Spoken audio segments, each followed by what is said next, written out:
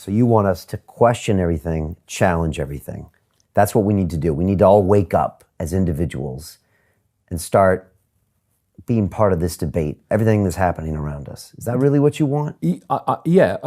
Instead of taking people's word for it, including mine, including anybody's, certainly including governments and corporations and media, if you haven't got time to research it for yourself immediately, then put it into neutral. Don't believe it or disbelieve it, but don't react as if it's true. Just put it in neutral until you've had time to check it out for yourself. And when you do, you'll realize invariably, as I did, that the official story, the official narratives are invariably either completely, most of the time, total lies or overwhelmingly misleading.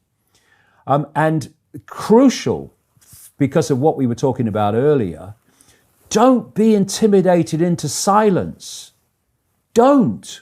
Because if you silence yourself, eventually everything goes silent. When people are telling you what you can't say it louder, say it more often. And if people around you don't like it, well, find another circle of friends then. Because there are more and more people that you will find if you look for them, because more and more people are awakening to this.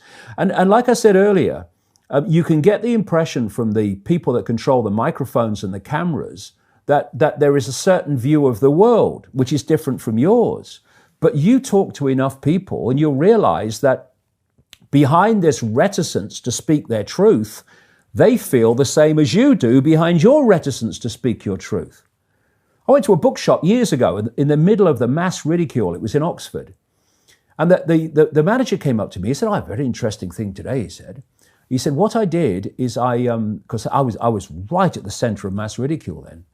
He said, I asked the staff what they thought of David Icke.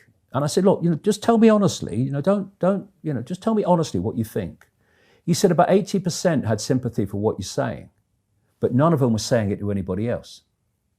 And that's what's happening to society in general.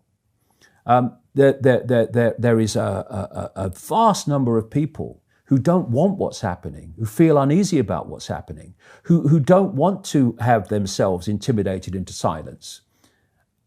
But they think they're kind of one of the few. They're not. But because people are silent, they understandably think they are, because the noise is coming from the few who dominate the microphones and the cameras. So we need to speak our truth. And you look at all these kids, it's so sad, who, the suicide rates among young people are going up. And they're all going up significantly in the social media, smartphone era. And they're being psychologically broken by the abuse, by not being what others say they should be and not living up to what others say they should be. That can only happen when we allow ourselves to be self-defined by other people. Don't do it. Don't do it. Don't do it, kids. Don't do it. Don't fall for it. It's a scam. We need to define ourselves. I am my unique self. I don't want to be like anyone else. I am a point of attention with an infinite state of consciousness, therefore an infinite state of perception. I am a unique expression of that consciousness, as you are and as everyone else is. I'm going to celebrate that uniqueness. I don't have to join the herd and be like everyone else because the herd tells me I must join the herd. I don't join herds, thank you very much. I define myself. Don't define yourself by the herd, because if you do, you become the herd. And when you become the herd, your unique self is gone, because your perceptions and what you are communicating as your perceptions are not yours anymore. They're the herd's perceptions. They're what whoever controls the herd, that's the point, is dictating those perceptions to be. And we are in an extraordinarily extreme situation now of the carrot and the stick. You get the carrot if you conform to the herd and you do what the herd demands. You get the stick if you don't.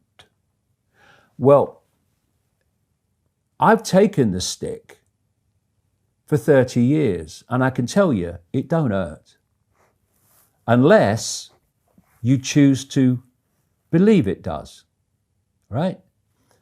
I've had historic levels of abuse. I've not been upset by it. I've not been offended by it because I am my unique self. And if you're a unique self, then other people who are coming from a different point of view will think you're strange. They'll think you're crazy. They'll think you're dangerous. But that's for them to sort out. That's for them to work out. Not for me to work out. I'm just being me. And if you are celebrating your personal uniqueness, no matter what size you are, how tall you are, what you look like, what color you are, what religion you have, it doesn't matter. You're celebrating your unique self. Then whatever anyone tells you you must believe, what you must do, what you must think, however people are abusive towards you for what you look like or what you are, doesn't matter.